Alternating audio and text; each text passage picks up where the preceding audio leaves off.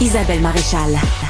Je suis sûre que vous aurez des commentaires et peut-être même des textes à 187 Cube Radio. Ne vous gênez pas pour commenter.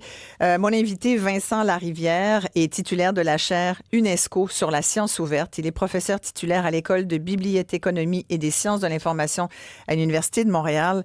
Le mois dernier, il donnait une conférence que j'ai vraiment, je suis très peinée de l'avoir ratée. Et je viens de lui dire, Vincent, il faudrait qu'il y en ait d'autres parce que c'est une conférence qui a été organisée à l'Université du Québec à Montréal, où on abordait les répercussions majeures du désinvestissement en recherche universitaire à cause des politiques de Donald Trump aux États-Unis et qui ont un impact sur nous. Vincent Larivière, merci beaucoup d'être avec nous. Vous parliez carrément, vous dites, c'est le grand effacement. Oui, ben c'est le démantèlement, en fait, de la communauté scientifique américaine. Le démantèlement du soutien de l'État à la recherche aux États-Unis. Et donc, effectivement, on a les victimes principales, en fait, de tout ça, c'est les scientifiques américains, mais c'est aussi la société américaine. Puis on pourrait dire dans l'ensemble, l'humanité, on pourrait dire, parce qu'il y a de la science qui se fera pas. Exactement. Et nous sommes, évidemment, on le dit tout le temps, mais c'est vrai, nous sommes les premiers voisins, premiers partenaires commerciaux et premiers aussi bénéficiaires d'ententes de partenariats scientifiques avec nos cousins voisins américains. Donc, ça a un impact. Et quand on regarde aussi, ça impacte sur nos chercheurs ici. Écoutez, ça c'est clair. Les États-Unis, c'est le partenaire principal du Canada en sciences. Dans certains domaines comme la médecine, c'est plus d'un tiers de toute la recherche canadienne qui est faite avec des partenaires américains. La trajectoire souvent qu'on va voir chez les scientifiques d'ici, c'est d'aller faire des séjours de recherche aux États-Unis, d'aller étudier aux États-Unis, d'envoyer nos étudiants là-bas. Et donc, avec ce qui se passe là-bas, forcément, nous, on perd un gros morceau, en fait, de nos... Rappelez ce qu'a décidé Donald Trump par rapport à la science. Écoutez, d'abord, il y a plein de trucs. Il y a un gros doute. Hein? D'abord, lui, la science, là, c'est comme... Là, disons que ça, c'est comme l'ambiance générale. Le postulat de départ. C'est ça. Donc, la science, c'est pas super utile. Mais il y a une attaque sur le soutien de la science. Donc, l'État, depuis la fin de la Deuxième Guerre mondiale, investit en science. On se supplie à l'entreprise privée en donnant de l'argent pour que les scientifiques fassent de la recherche sur des thématiques qu'eux et elles décident. On s'attaque à des données. Donc, on a supprimé des données qui étaient importantes. On s'attaque aux universités en leur disant qu'il y a des nouvelles conditions. Si vous voulez de l'argent, il ne faut plus que vos étudiants manifestent sur les campus. Vous ne pouvez plus travailler sur certains objets. Donc, c'est une attaque qui est vraiment sur tous les fronts, tant sur le principe du soutien de l'État à la science que sur des domaines spécifiques qu'on considère comme étant plus légitimes. On a effacé des mots, des expressions, des sujets d'études carrément, comme par exemple tout ce qui touche les études sur le VIH-Sida, ça intéresse peu. Exactement, les trucs sur les vaccins, des nouvelles études sur l'autisme qui sont décidées par l'État et non pas par les scientifiques. Parce que, bon, historiquement, ou disons d'une façon rationnelle, on laisse les scientifiques choisir sur quoi ils veulent travailler et puis on les laisse choisir la méthodologie, etc. Et là, on dit, ce que Kennedy dit, il va y avoir une nouvelle étude sur l'autisme qui va tester ses propres hypothèses à lui comme non scientifique. Donc, c'est une méthode tout à fait novatrice, si on est un peu cynique, de produire de la science.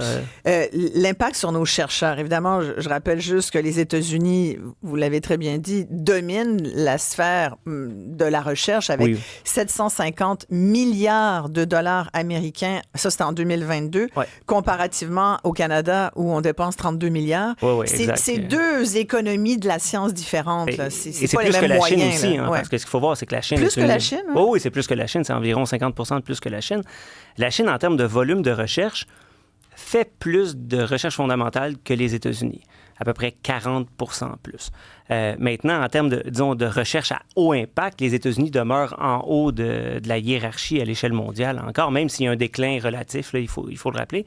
Une grosse partie de ces financements-là viennent de l'État, mais aussi une grosse partie viennent de l'entreprise privée. Mais il y a quand même des organisations aux États-Unis, telles les NIH, qui financent 50 milliards, qui donnent 50 milliards de dollars à chaque année aux scientifiques. Ça, c'est l'Institut national de la santé. Oui, exactement. Donc, en fait, ça relève de l'Institut national de la santé, mais c'est l'Institut qui fournit le financement pour que les scientifiques aux États-Unis puissent mener leurs travaux, financent leurs étudiants, acheter des équipements, etc.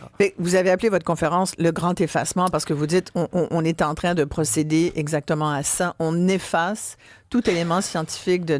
C'est jusqu'où jusqu'à maintenant? Bien, en ce moment... Les pertes de postes de scientifiques se comptent en milliers. Donc, des gens qui étaient employés par l'État américain qui se font congédier. Des universités qui doivent mettre des gens à pied parce que, justement, on ne reçoit plus d'argent fédéral, donc on ne peut plus embaucher les gens. Des étudiants, des étudiantes de doctorat qui, il y a quelques mois, ont reçu une lettre disant « Vous êtes accepté au programme de doctorat, c'est très bien, vous aurez une bourse. » Et là, qu'on dit « Ah, finalement, on ne peut plus vous recevoir. Ouais. » Donc, d'une part, on arrête la science qui se fait en ce moment, mais on empêche la formation de la relève scientifique.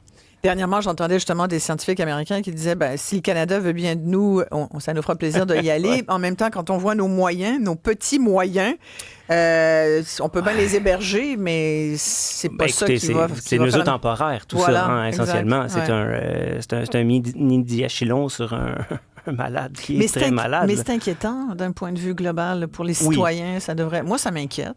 C'est-à-dire qu'il y a de la recherche qui va se faire en moins, ça c'est sûr. Ouais. Mais il y a des thématiques extrêmement importantes, par exemple comme les changements climatiques, sur lesquels on essaie vraiment de couper la recherche pour tout le monde. Parce que les Américains compilaient des chiffres que tout le monde utilisait à l'échelle mondiale. Et donc là, on ne fait pas juste arrêter la recherche aux États-Unis, mais la recherche des collègues européens, sud-américains et canadiens.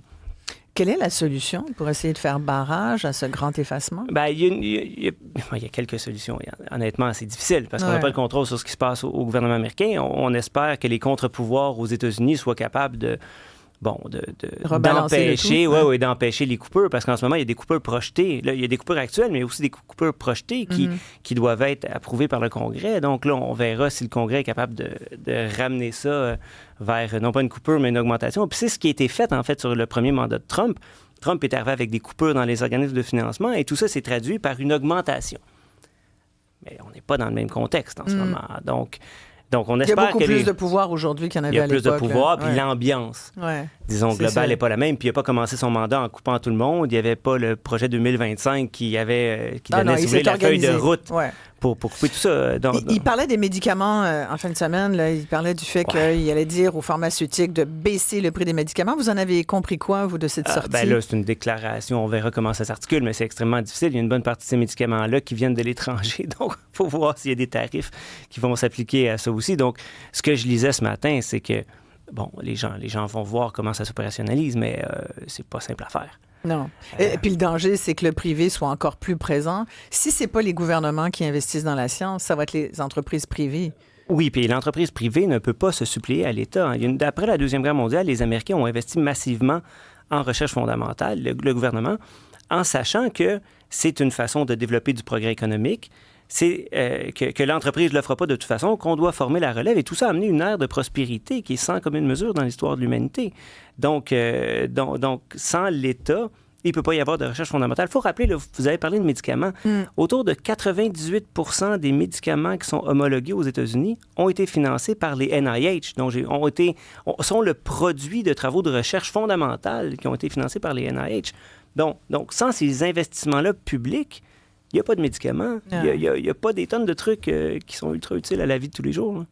Bien, c'est bien inquiétant tout ça. Je vous le dis, refaites votre conférence. Je suis sûre qu'il y aurait beaucoup de gens qui souhaiteraient aller en entendre parler un petit peu plus. Je rappelle, Vincent Larivière est titulaire de la chaire UNESCO sur la science ouverte, professeur titulaire à l'École de bibliothéconomie et des sciences de l'information à l'Université de Montréal. Merci beaucoup d'être venu nous voir. Merci à tout le monde. Merci à l'équipe. À demain. Passez une très bonne journée.